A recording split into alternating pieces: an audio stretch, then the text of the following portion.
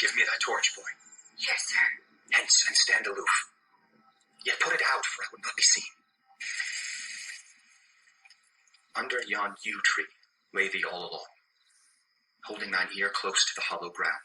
So shall no foot upon the churchyard tread, being loose, unfirm with digging up of graves, but thou shalt hear it. Whistle then to me, as signal that thou hearest something approach. Give me those flowers. Sir Paris. Do as I bid thee. Sir. Go. Sir, I am almost afraid to stand alone here in the churchyard. Yet I will adventure. Sweet flower,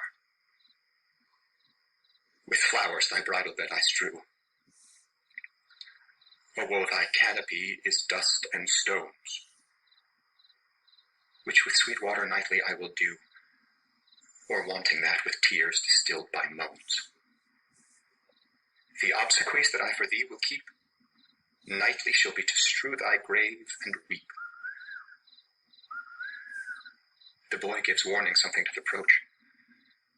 What cursed foot wanders this way tonight to cross my obsequies and true love's right?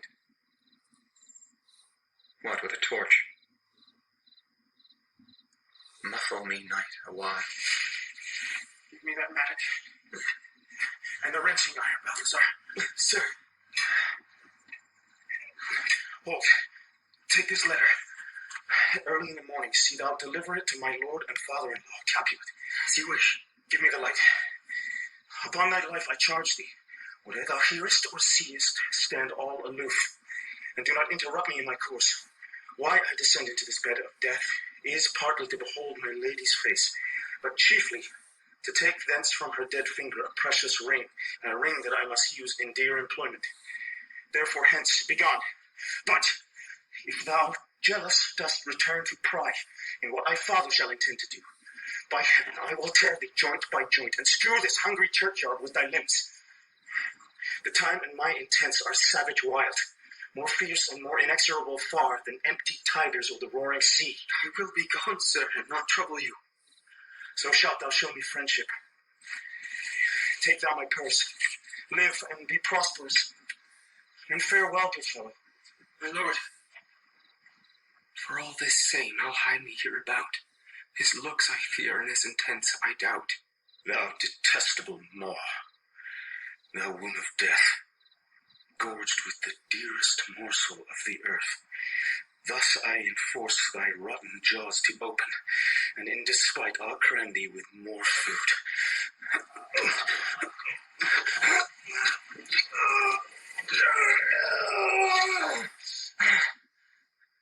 This is that banished haughty Montague that murdered my love's cousin, with which grief it is supposed the fair creature died, and here is come to do some villainous shame to the dead bodies. I will apprehend him. Stop thy unhallowed toil, vile Montague. Can vengeance be pursued further than death?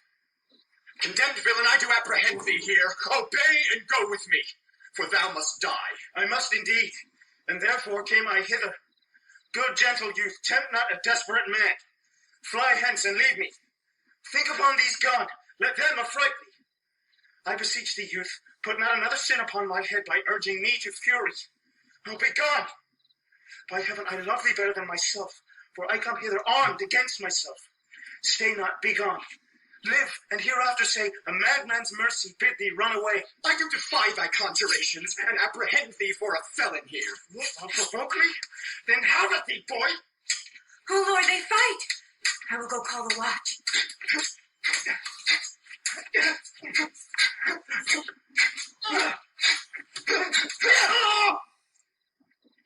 Oh! I am slain.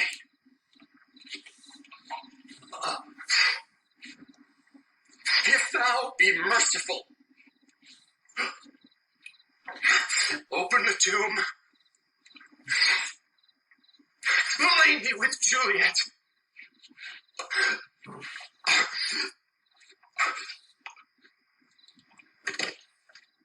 In faith, I will. Let me peruse this face. Mercutio's kinsman, noble County Paris. What said my man when my betossed soul did not attend him as we rode? I think he told me Paris should have married Juliet. Said he not so, or did I dream it so? Or am I mad hearing you talk of Juliet to think it was so? Oh, give me thy hand, one writ with me in sour misfortune's book. I'll bury thee in a triumphant grave. Come, Paris. Come. Come. Come. What's this? A grave? Oh no. A lantern, slaughtered youth. For here lies Juliet, and her beauty makes this vault a feasting presence full of light. Death, lie thou there, by a dead man interred.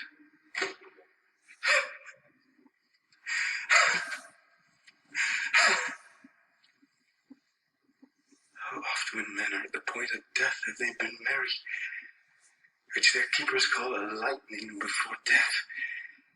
Oh, how may I call this a lightning? My love,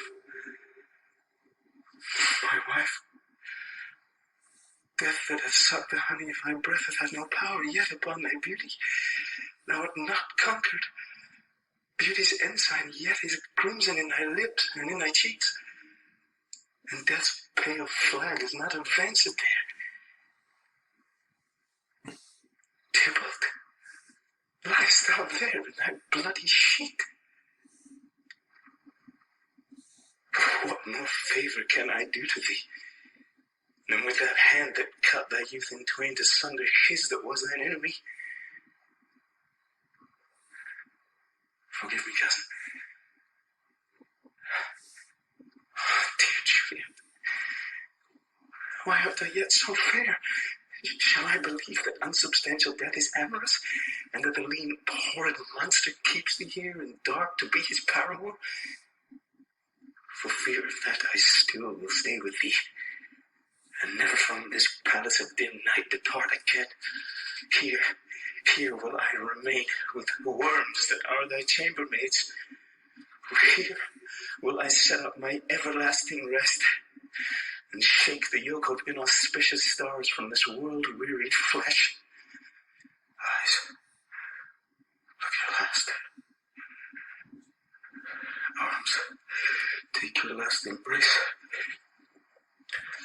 And lips, who you the doors of breath, seal with a righteous kiss, a dateless bargain to engrossing death. Come, bitter conduct. Come, unsavory guide. Thou desperate pilot, now at once run on the dashing rocks thy seasick weary bark. Here's to my love.